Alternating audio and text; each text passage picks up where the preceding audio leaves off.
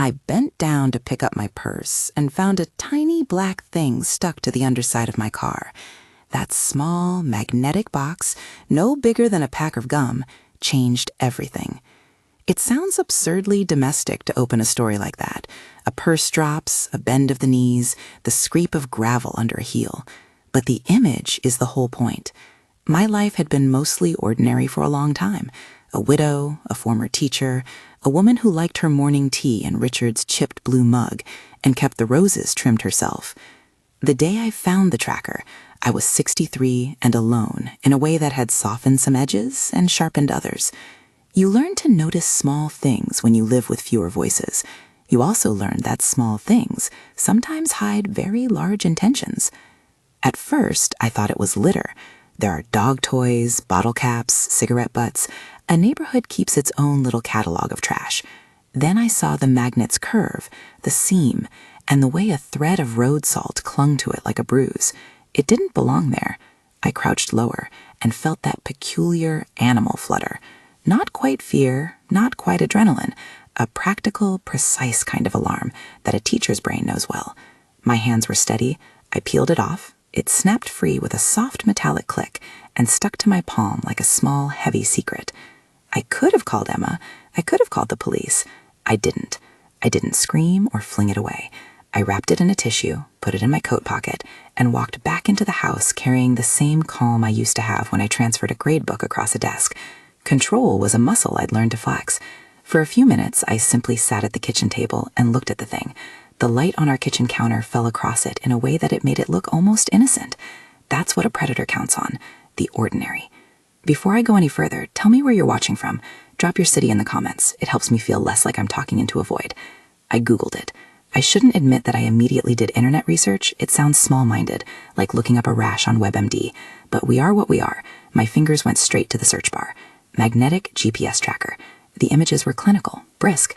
Black boxes, suction magnets, descriptions about battery life and the sort of people who buy them. Every headline led to the same place: surveillance, theft, control.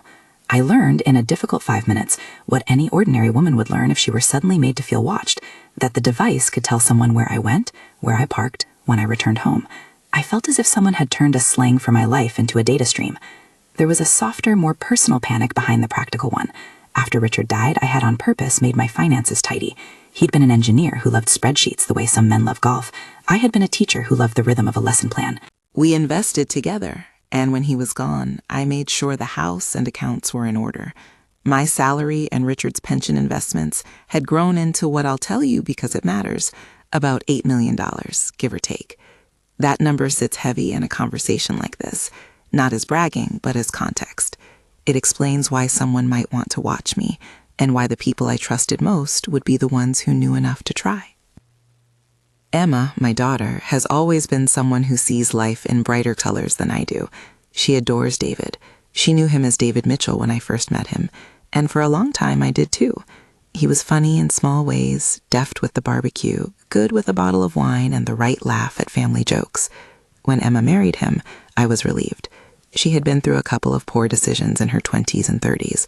She deserved someone who could keep a roof over her head and buy the right birthday cake for our granddaughter. I did not imagine a man who would target his mother-in-law. You don't see those first little fissures at once. David started asking odd questions about my car. Does it have lane assist? Do you ever keep the door unlocked? Are you sure you don't want me to check the oil? They were banal gestures dressed up as helpfulness. He was useful in the ways people are useful when they want access. He fixed a burned-out bulb at the porch. He changed the filter in the furnace. He offered to take our trash to the curb. When you are grieving and you are trying to be generous to your child, those offers can feel like balm. I didn't feel that sting immediately, but I remember, with perfect clarity now, that I noticed the questions and shrugged them away. A few weeks before the tracker, I had noticed transactions I didn't recognize. Small, automated withdrawals that hardly registered at first. Jennifer Walsh, the forensic accountant I would later bring in, would call those nibblers, stealthy, repeated drafts disguised as bills. The bank statement that first irritated me was nothing dramatic on the surface. It was 40 here, 50 there. Over months, it added up. By the time I picked up my purse and found the black magnet clinging to my palm, those little withdrawals had totaled $37,000. That was the number that woke me up properly. If you're doing the math in your head, no, I didn't have a sudden hole that big in my checking account and not notice. They had been taking from different accounts in sets, sometimes from a joint travel account, sometimes from a small trust Richard had left in an older brokerage. Clever, if cruel. 37,000 is large enough to matter, and small enough to go unnoticed if you're not watching for it. The tracker complicated that picture the way a microscope complicates a plain observation. If someone had been drawing money out in small amounts, someone must have been watching me. If they were watching me, that meant they could be watching at a distance, orchestrating things in a way I could not immediately see. I had a daughter I loved, a granddaughter I fussed over, and a private sense that my widowhood made me a target in ways I'd once thought possible only in movies or talk show headlines. The small thing under my car transformed a financial irritation into a stalking map. What I did next is the part people always want to make into a lesson in bravery or a cautionary tale in foolhardiness. I took the tracker to the one place we rarely discussed: subtlety. If a predator has a hunting pattern, you can either run into the light or outmaneuver them. I chose the latter. Instead of confronting David or calling the police right then, I put the tracker in my pocket, went to the garage, and drove to a service station on the highway. I waited until a semi-truck from a local hauler pulled up for diesel. Then, this makes me sound resourceful or reckless, perhaps both, I attached the device to the undercarriage. The truck was headed north. I later learned it crossed the border into Canada. Before anyone accuses me of vigilante theatrics, I'll be clear and honest. This was my choice, not an instruction. I knew it risked complicating the chain of evidence, and I knew it could have been wrong. But what steered me wasn't bravado. It was calculation. I could have called the police and had them take the tracker into custody. That would have been the orthodox path. I wanted to know whose hands would touch that tracker next. I wanted to see a name attached to the face of whoever had been following me. There was also fear that if I called the police immediately, whatever operation existed might be tipped off and disappear. I confess this now because the transcript of the case and my conscience require the full truth. It was a gamble, and luck, timing, and good sense from others would make it work in our favor, but there was a choice, and I made it. The next morning my phone rang. The voice on the line was measured, official. The accent was different than mine, clipped with the kind of discipline you hear when someone says, "Sergeant." It was Sergeant Mitchell Wright of the Royal Canadian Mounted Police. He told me a man had been arrested in Ontario with a bag that had my photo in it. His tone was careful, like someone used to delivering odd news.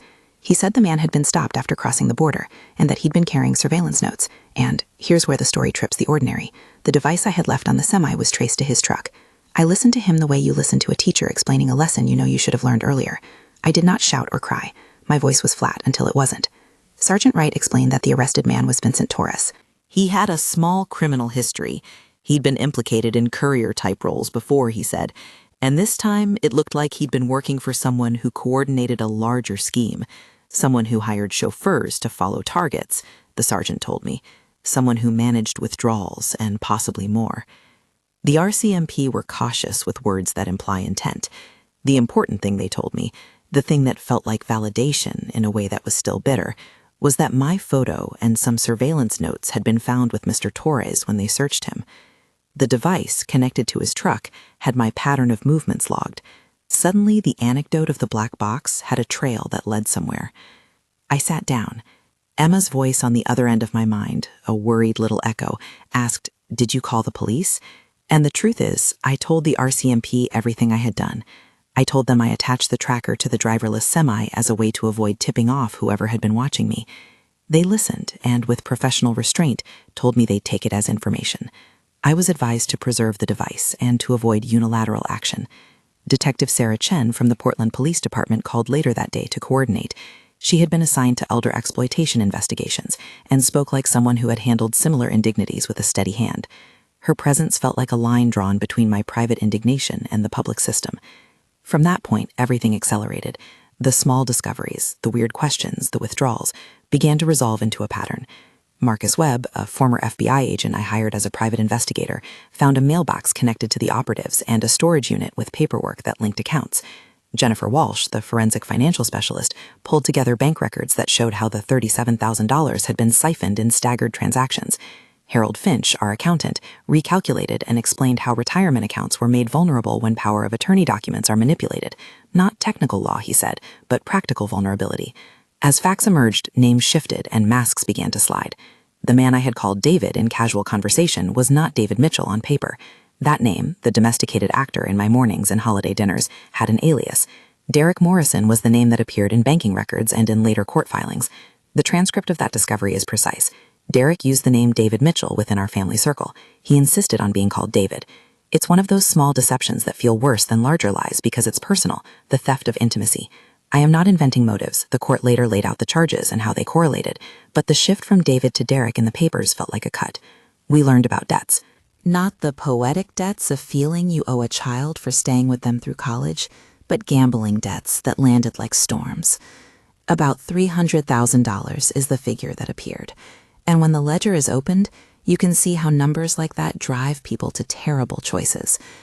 Derek's gambling left him desperate in ways that flourish in the shadow of elderly trust. The RCMP and Detective Chen were careful with phrasing until charges were laid. We used words like alleged when the court had not yet decided. When the indictments came, they included wire fraud, mail fraud, and, in later filings, an alleged plan to use virtual kidnapping to extort money, one piece of which involved a planned ransom of about $200,000, as alleged in the documents prosecutors later presented. It is hard to explain what it feels like to watch the scaffolding of a life you trusted come apart under the foreman's eye. Emma's face, the daughter I had loved fiercely when she realized how deep this ran, was a kind of grief you cannot rehearse. She had been defending David for years, and I never blamed her. Love and denial are close cousins. Unless you stood on the other side of betrayal, you can hardly know how they conspire to keep someone blind. When she finally saw the ledger, it took her weeks to stop asking questions and start answering them. We cried together. I held her hand. We both promised to learn and to make sure this mistake could not happen to others. There was no triumph in this moment, only a bitter clarity. One of the hardest choices I made was to gather evidence rather than to demand an immediate arrest. That choice is central to how we ultimately expose the broader scheme, but it's also the most controversial piece of my narrative. I will not tell you to follow my example. I will tell you why I made that decision. I wanted to prevent more victims. From the RCMP call and the arrest of Vincent Torres, it became clear that there was an organized pattern, something that went beyond a single opportunistic theft. The device stuck to my car was not just mine. It had been used, the RCMP said, on other targets. The names that came into the case later, Margaret Wellington, Helen Rodriguez, Janet Pierce, were previous victims whose stories we would learn about through court discovery. I will not expand on them beyond what was in the record, but I will tell you I carried their presence with me like a compass. So I assembled a team. Marcus Webb handled surveillance and physical recon. Jennifer Walsh dug through the trail of small withdrawals and explained how they'd been laundered through shell payments. Harold Finch worked with bank offices to freeze accounts when possible, and Susan Martinez, our attorney, mapped how to present the evidence in a way that prosecutors could use without endangering witness testimony. I was no longer simply a woman whose car had been watched. I became a client, a coordinator, an amateur strategist with an attorney's advice in my ear. Every call felt like stacking stones to make a bridge across the truth. There were intimate, ridiculous moments amid the strategy. I remember sitting in my kitchen with Susan and Marcus, a roast chicken cooling on the counter, a brandy in my hand, and maps spread like placemats. We made lists, not of suspects, but of actions. Preserve receipts, don't flush texts, change passwords, tell no one more than necessary. Emma paced and swallowed indignation the size of the kitchen island. I made coffee. I trimmed the roses. These domestic rituals kept me human in a process that could easily harden someone into bitterness. Once we had the basic pattern, we learned the scope. The $37,000 that disappeared from my accounts was only one node. There were transactions to accounts under different names. There were notes in a storage locker that revealed a system of recruitment. People like Vincent had been paid to do surveillance, to follow, and to ferry. The plan that appeared in pieces, the alleged virtual kidnapping, the $200,000 ransom, showed a scale I had not allowed myself to imagine in the first days. It felt like peeling back wallpaper and finding behind it the infrastructure of a small industry built on elderly trust. We worked quietly. For a while, secrecy was our armor. We didn't want to alarm the other victims or give Derek a chance to scrap the files. We kept the RCMP and Detective Chen informed. They were, bless them, both pragmatic and protective. Detective Chen made sure we understood the legal perimeters. We had to collect evidence the right way. If we bungled chain of custody, or if we acted rashly, the whole case could collapse. That was the tension that undergirded everything, the desire for immediate retribution, clashing with the discipline required to secure a conviction that might actually help other people. In the space between discovery and indictment, my life narrowed and widened at once. There was an intensity to each mundane action. A grocery list was a record. A social visit was a potential exposure. But there was also a brightness to the days. The quiet satisfaction of a spreadsheet reconciled. The short, fierce pleasure when Jennifer would call to say she'd found another link. Small victories piled up. A bank agreeing to trace transfers. A storage locker yielding a ledger with partial names. A courier's receipt showing travel dates that matched my movements. Each tiny finding was a revelation that brought more work, more legal filings, more arrangements to deposit evidence with the proper authorities. And yet, while the machines of investigation hummed, the personal cost continued to accumulate. Emma and I had difficult conversations about trust and boundaries. Our family photos sat in the living room like evidence of a prior life. My granddaughter asked why there were so many people in our house who kept looking at papers, and I had to find a way to tell her that grown-ups sometimes fix things by working very hard at them. It was clumsy to explain, but we did what parents do. We told age-appropriate truths and kept the rest in a drawer. There is a particular sort of rage that comes from knowing someone you loved used intimacy as a mechanism for theft. It isn't raw in the way revenge movies make it seem. It is an ordinary, perfect anger that keeps you awake and channels itself into practicalities. I made lists of names and dates and bank entries the way I once made lesson plans. The classroom and the courtroom are different theaters, but they both favor preparation. The investigation went on for months. Marcus Webb's little team followed leads and bought time. They found communications between Derek and certain operatives. They traced bank routes through shell companies and small, seemingly innocuous payments that served as the lubricants of larger thefts.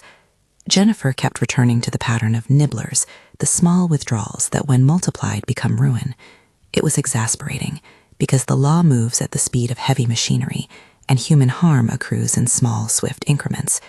People get scammed, their life savings evaporate in amounts that look trivial on a single statement, but terrifying in aggregate. There were moments of scandalous irony.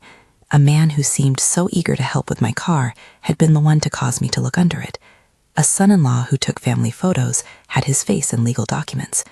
I remember the way Emma held a photograph of our last Christmas, where David, is laughing at something only he sees. The laughter in the photograph was like a freeze frame of deception. And then came the call from Vincent Torres's arrest paperwork that supplied something we had prayed for but dared not expect: surveillance notes.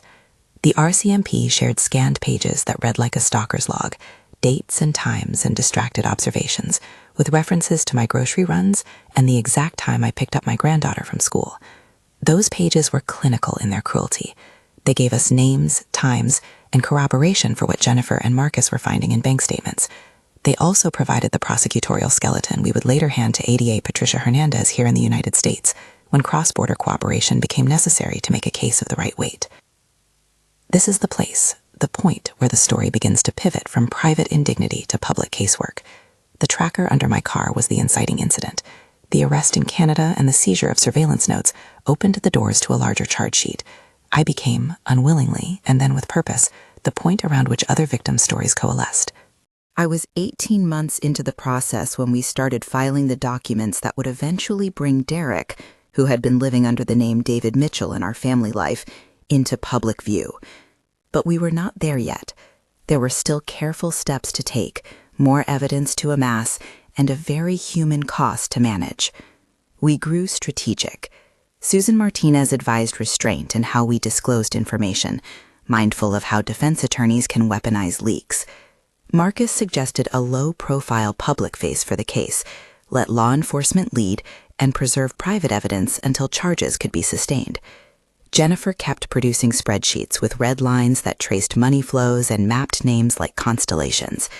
Harold Finch made sure we had enough forensic accounting to withstand cross-examination. Detective Chen and Sergeant Wright coordinated jurisdictional threads with the kind of patience that keeps a legal loom in sequence. And through all this, Emma and I did the thing people do when the world gets strange. We tried, clumsily and with all our hearts, to put the pieces of our family back together. We had arguments, sharp, necessary, exhausted conversations about why Emma had defended Derek and how we could rebuild trust in her life and mine. There was tenderness, too. Emma, in private, would come into my room and just sit. We would watch the news together, an odd pair of women bound by loss and by a curious, fierce need to make things right, however that might be defined. Just when we started to feel that the net was tightening, Detective Chen called a meeting. She was pragmatic, methodical, and the kind of person who puts evidence in order the way a librarian sorts books. She told us that the RCMP had provided enough corroboration to link Derek to a series of incidents, and that the U.S. prosecutors were interested. That was when ADA Patricia Hernandez entered the narrative formally, a professional with the particular courage that prosecutors show when they take on complicated cross-border frauds. She asked for patient diligence, she asked for more documentation, she asked me to be a witness, a role that feels complicated because it requires you to lay your privacy on the table for the public adjudication of harm. I remember the moment I realized how thoroughly my life had been surveilled. A ledger found in the storage unit with dates that matched my travels, and a note referencing a figure, alleged ransom, $200,000, that read like a plan and not simply a thought. The word alleged must always be used when recounting what prosecutors later suggested in court filings, but reading those notes felt like seeing a blueprint. They had imagined, according to the records, ways to manipulate families into sending money. It was a chilling calculus. We closed in with Gare. Susan counseled patience. Detective Chen coordinated with the RCMP. Marcus and his team kept watching, not the way predators watch, but the disciplined way investigators watch for a legal capture. I kept trimming the roses in the yard because it kept something ordinary intact. At night, I would read case law like it was a novel, not because I was trying to become an expert, but because knowledge feels like armor when fear is the alternative. There were smaller psychological rituals that helped too. I reorganized my jewelry box, wrote letters to myself about boundaries, and told Emma to change passwords. We began to have conversations with bank managers about earmarks and transfer limits, a mundane education I wish every older adult could have for free. We put names into custody for future subpoenas. We set little pragmatic traps of bureaucracy to slow money flows. None of that would single-handedly stop a determined criminal, but a pile of small administrative measures can make a predator's work uglier and slower. At the end of that first long arc, the one I want to leave you with tonight, we had enough to present to a prosecutor who would listen. We had documentation, corroboration from a foreign law enforcement agency, admissions from participants that would later be used in plea agreements, and a battered but intact family ready to testify. I was, despite everything, still a woman who liked her tea in Richard's chipped mug, who worried about whether the roses would survive the winter. But I had also become something else, a woman who had refused to allow the narrative of her decline to be written by someone else. There were nights I would lie awake and rehearse the coming courtroom scenes. I imagined Derek's face in the witness stand, tried to predict his defensive moves. I was not naive. The defense would file motions, question our motives, call my choices into doubt. Several times counsel warned me that they would try to paint me as complicit. I laughed bitterly at that, because no one can be complicit in their own exploitation without the willing blindness of love and the cruel manipulation of another. Yet I understood the mechanics of courtroom theater. The defense would try to divert the light. That prospect made me steadier. If they wanted a narrative, I would give them the truth. The investigation continued. We pursued leads into late nights. We met with prosecutors, with bank compliance officers, and with the families of other victims who were, like me, forming the ragged outlines of a coalition.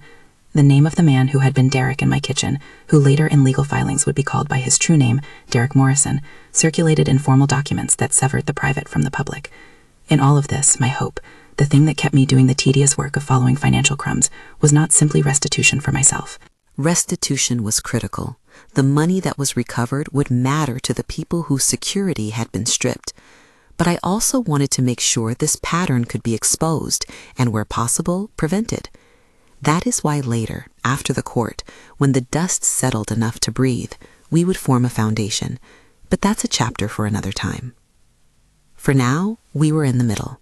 We had a case that could stand, we had a family stitched up enough to testify, we had law enforcement partnerships across borders, and we had a woman, 63 and stubbornly ordinary, who had turned an accidental bend and a black magnetic tracker into a map of a criminal enterprise. Something small had changed everything, and we were waiting for the moment when the law would do what it is supposed to do, face the evidence and make those responsible answer for it. The next steps would be the most dangerous and the most public. We had to decide when to move from private accumulation of evidence to public accusation, and that decision is a razor's edge. In the weeks that followed, we would test the lines between strategy and exposure, between the safety of secrecy and the necessity of action. Emma and I prepared for a confrontation that would not simply be between a mother and a son-in-law, but between victims and the system that will either protect or fail them. I kept the little black device in a drawer, wrapped in a tissue. Sometimes I took it out and turned it in my fingers, holding the weight of how something so small could have such power. It became a kind of talisman, not of victory yet, but of the moment my life pivoted from being acted upon to acting. The legal wheels had started to move. The next moves would be theirs, and mine, and all of ours together. We set the table like it was a scene in a play, not theatrical, but precise. Emma insisted on the roast chicken. She said it felt normal. Susan brought the legal folders. Marcus came with a tablet of surveillance stills, and Detective Chen sat quiet at the far end of the kitchen island, her hands folded the way professionals fold them when they know what others still have to learn. I poured the brandy into a small glass and pushed the plate of lemony roasted potatoes toward Emma like an offering of truce. The little black box sat in my purse on the counter, wrapped the way secrets are when you want to hold them and not let them go. We had rehearsed nothing, because rehearsals would feel like a play. Instead, we had a plan, a structure thick with counsel and caution. Present the evidence, watch how the room reacted, allow Emma to hear the ledger read aloud, and then let law enforcement act. I can still taste the brandy, sharp and caramel and oddly steadying. I remember the hush when I slid my purse toward the center of the table, because it felt strange to make the thing that had unmoored our lives into an object everyone could see. Emma reached for the purse, like she was still pretending nothing had shifted. For a long time, she had defended him without reservation. People who love someone convince themselves of explanations that fit with the character they prefer. I have done that myself in past friendships. But tonight, she lifted the tissue and the small box and looked at it as if she were learning a new vocabulary. When Susan opened the legal folder and placed printouts on the table, the room folded inward. There were bank statements, courier receipts Marcus had obtained, a chain of text messages, and the surveillance stills showing a man, later identified as Vincent Torres, taking a slow note in a diner while watching our neighborhood. There was the ledger from the storage unit, with dates that matched my trips to the dentist, the grocery store, and my granddaughter's school pickup. I spoke plainly. I told Emma what the RCMP had told me, what Detective Chen had said, and what Marcus and Jennifer had found. I read the $37,000 out loud, the staggered withdrawals that had been meant to feel like nothing, and I said the name that would feel like a blade when it hit our domestic air, Derek Morrison. It felt wrong to say it because for so long he had been David at birthdays and in photographs, but names are a kind of truth, and that night truth needed to be spoken. Emma's face folded into something between grief and anger. She sat down so fast the chair scraped. She whispered a question that was both accusation and plea. Why didn't you tell me sooner? I could have made a speech about strategy. Instead, I told her the honesty that had guided me, that I had wanted to gather a case big enough to matter, to prevent more people from being hurt, and that I had feared tipping off a system that could dissolve if we alerted it before we had weight to bring to bear. It was a terrible calculus. It felt like choosing between two kinds of harm. For better or worse, we had chosen to follow the evidence. It was a strange hour, sitting there with the ordinary and the extraordinary side by side, a roast chicken cooling, a legal tablet glowing with stills of a truck, my daughter with brandy-stained fingers.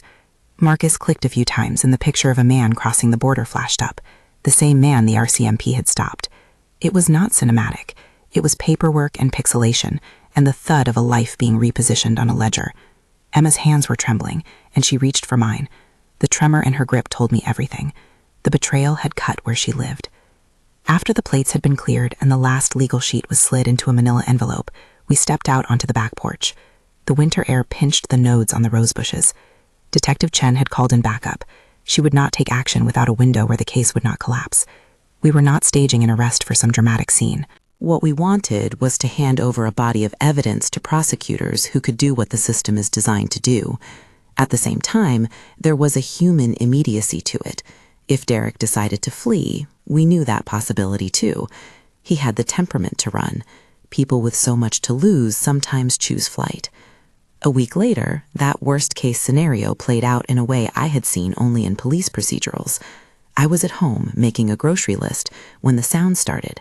Tires on gravel, a confusion of voices outside. I opened the front door and saw a commotion in the yard. Police lights streaked across the grass, and men in jackets were moving fast. Someone shouted a name, and the figure bolted. I remember thinking, absurdly, that it was all too public for the sort of private theater I'd been living in. Then I saw him stumble, Derek or David, as if his legs had found a limit, and 2 officers were on him before he could get far. In the scramble, I saw Detective Chen move with a focused, precise authority that has the feel of hands that have done hard work often. He was tackled to the ground near the hydrangea bed, and men in suits pinned his arms. The scene was chaotic, but mercifully short. A neighbor later told me she thought it looked like a wrestling match. I will not indulge any gory detail. He did not resist in a movie way. Instead, he raged in the small, enraged way of someone who had been cornered. The officers read him his rights. He was handcuffed. At that moment, watching him taken away, I felt an odd mixture of relief and a new, blank sorrow. The man arrested that day would later be identified in court records as Derek Morrison, and he would be charged with multiple federal counts that included wire fraud and mail fraud, among others as set out by prosecutors. Once the arrest happened, things accelerated on the public track that had been slow in private. Vincent Torres's arrest paperwork from the RCMP arrived as part of the discovery materials and helped the prosecutors build a chronology. Marcus and Jennifer's work was folded into case files. Cooperators, men who had been paid to follow and to transport, opted to cooperate. Several entered plea agreements, providing statements that traced movements and payments. That cooperation, sometimes born of self-preservation more than righteousness, nonetheless helped complete the picture. In court, ADA Patricia Hernandez proved to be both methodical and humane.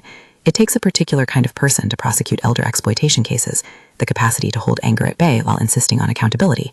She assembled the elements piece by piece: bank transfers, courier receipts, witness accounts, and the surveillance notes seized by the RCMP that had my name and movements recorded. The prosecution's narrative was not melodrama. It was a ledger of behaviors, an accumulation of small betrayals shown to form a pattern. That pattern, Hernandez argued, was one of a scheme engineered to target vulnerable people for financial gain. Bradley Fitzgerald, Derek's defense attorney, did what defense attorneys must do. He tried to sow doubt where the prosecution sought certainty. He suggested alternative explanations for transactions, questioned the interpretation of messages found in storage lockers, and at times attempted to shift some light of culpability onto my choices.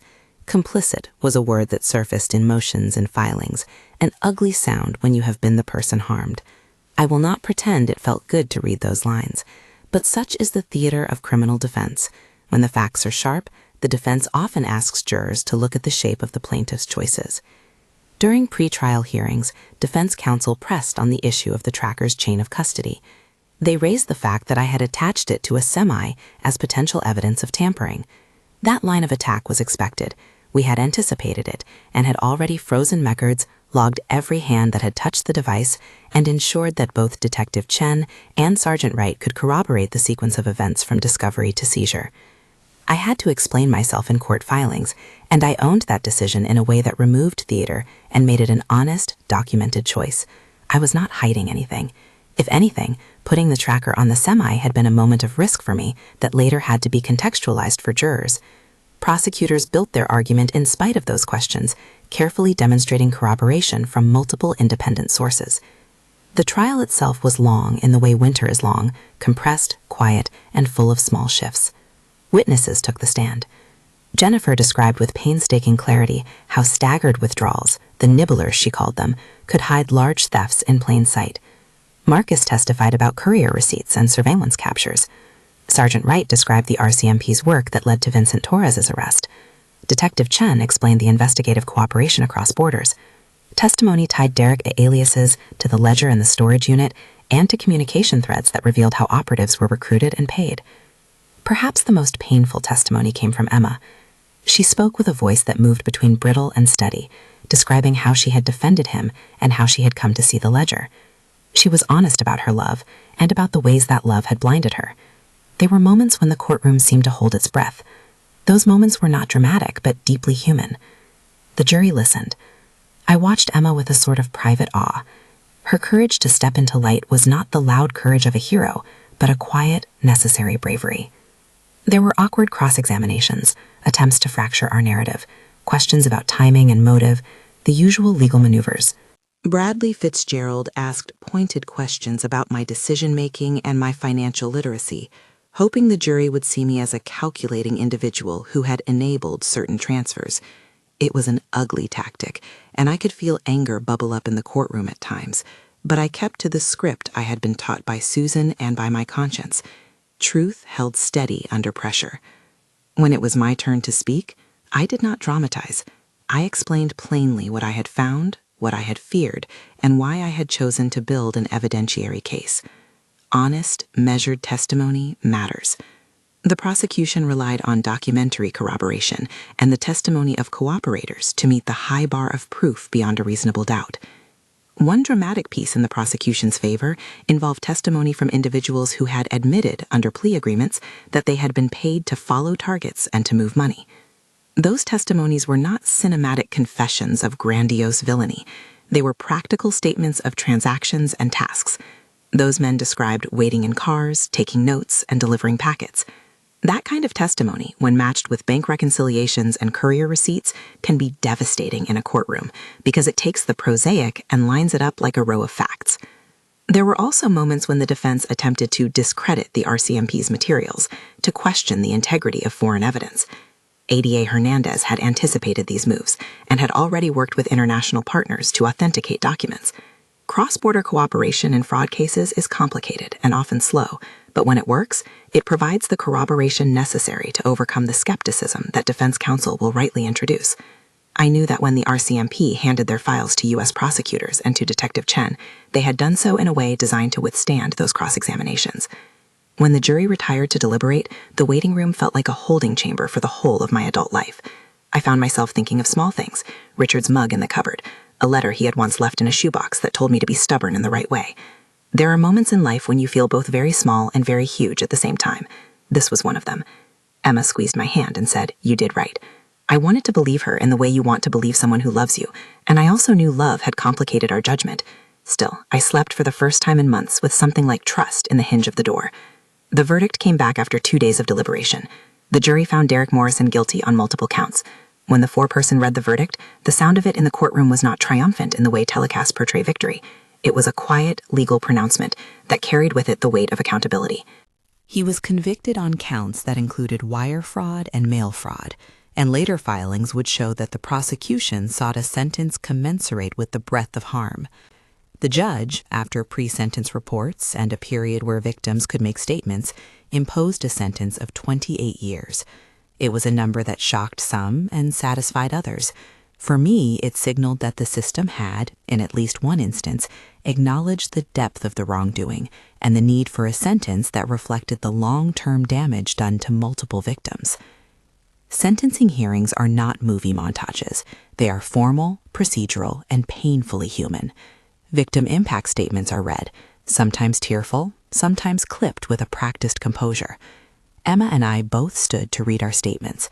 I spoke of trust broken, of sleep stolen, of the patient work of rebuilding. Emma spoke with a voice that trembled and then steadied, about how love can make you blind, and how the truth had been both brutal and liberating. The judge listened, and then, in the most formal of languages, imposed the sentence. In addition to the custodial period, the court ordered restitution and the forfeiture of assets linked to the criminal proceeds. The precise mechanics of restitution were handled through follow-up filings and asset recovery processes, coordinated between prosecutors and financial institutions. Recovered assets were distributed, according to court processes, to victims either directly or through restitution funds. Some funds were seized from accounts identified in the investigation. Other assets came from plea agreements and forfeiture motions. The money we were able to recover was helpful, but it did not erase the emotional cost. Restitution is a practical remedy. It cannot fully repair trust. Still, it matters. One of the things I insisted upon early in the process was that any recovered funds be prioritized to compensate victims like Margaret Wellington, Helen Rodriguez, and Janet Pierce, women whose lives had been upended by the same pattern of thefts. Seeing lawyers and bank officials work to route assets back to their rightful owners was a kind of moral arithmetic that felt almost sacred in its smallness. After the trial, life did not simply return to what it had been. You don't flip a switch and have the past rewired. But there was a gradual unfolding. Interviews with reporters that wanted to tell the story, conversations with bank officials who were eager to learn from our mistakes, and meetings with community groups where Emma and I sat and listened as other people told us their stories. Some of those encounters were comforting, others destabilizing. Sharing trauma can be its own kind of labor, but it also turned out to be a way to shape something constructive from something destructive. It was during those months that Emma and I decided to found what would become the Clara Brennan Foundation. The idea had been gestating for months, first as a conversation over coffee, then as a series of formal meetings with Susan and Harold and with community advocates. The foundation's aim was pragmatic: education, resources, and a hotline to connect older adults with pro bono legal and financial advice. We wanted to build a bridge between people who had been targeted and the institutions that should protect them. There was a lot of administrative tedium involved in starting a nonprofit, and much of it felt bureaucratic rather than heroic. There were incorporation papers, bank accounts, bylaws, and fundraising calls. But the work had a steady purpose: to reduce the chance that someone else would drop their purse and find a tiny black thing that would change everything. Emma took a public role in the foundation, handling outreach and communications. She had learned painfully how to translate vulnerability into advocacy. I kept a more advisory role, meeting with banks and regulators, helping craft simple guides about guarding online accounts, recognizing financial red flags, and cultivating support networks. We worked with Detective Chen and ADA Hernandez to host seminars where law enforcement and community members could speak plainly about what to watch for. Our approach was not to alarm, but to arm people with knowledge that could make a difference. We were careful about messaging. We refused to sensationalize methods of fraud in ways that could instruct others. Instead, we focused on high-level protective measures: regular account reviews, appointment of trusted fiduciaries with oversight, and how to access reputable legal and financial advice. Susan helped us craft materials that explained guardianship, power of attorney, and safe banking practices without offering legal advice to individuals. We partnered with local banks to pilot alert systems and with geriatric centers to provide talks.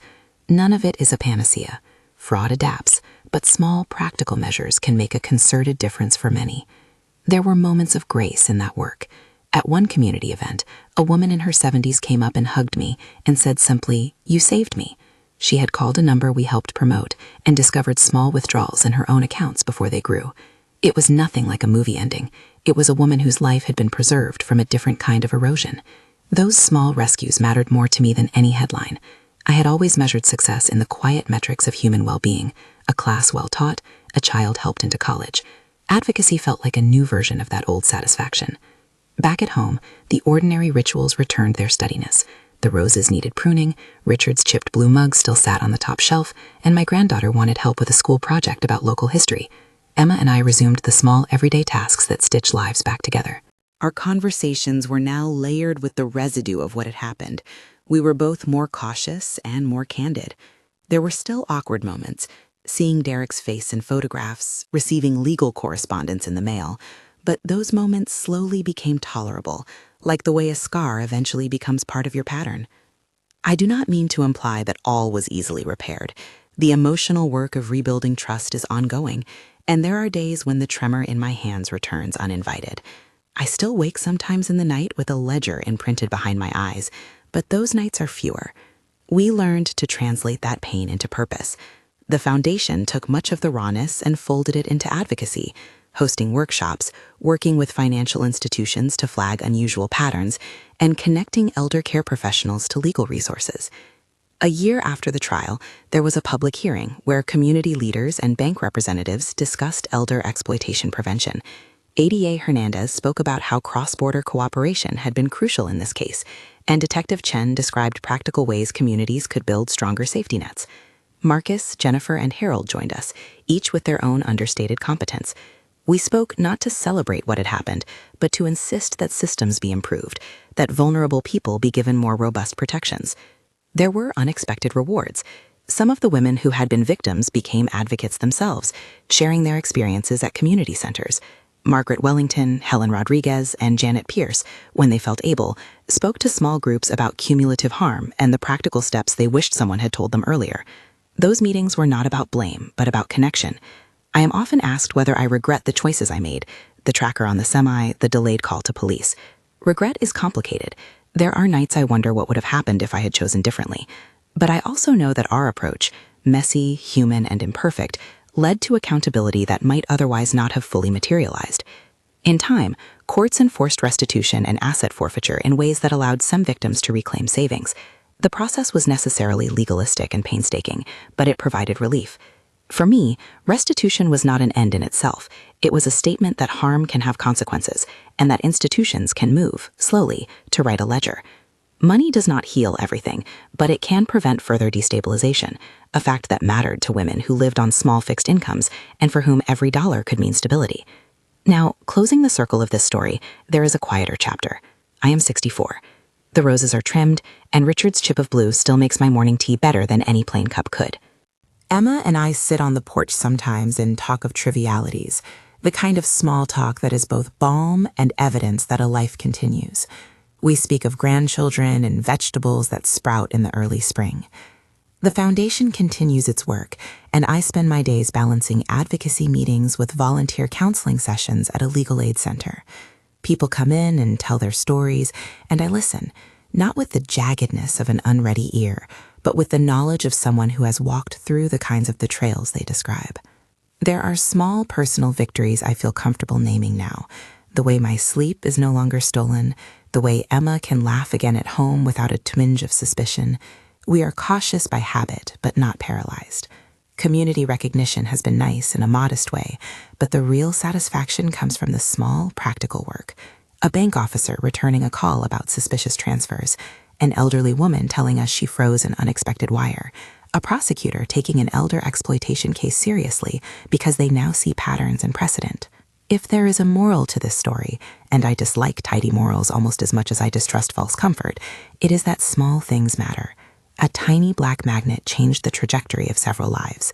A careful ledger and a patient collaboration between private citizens and law enforcement brought a predator to account. Grief, when it is paired with resolve, can be a locomotive. Obsession, when it curdles into cruelty, finds ways to justify itself.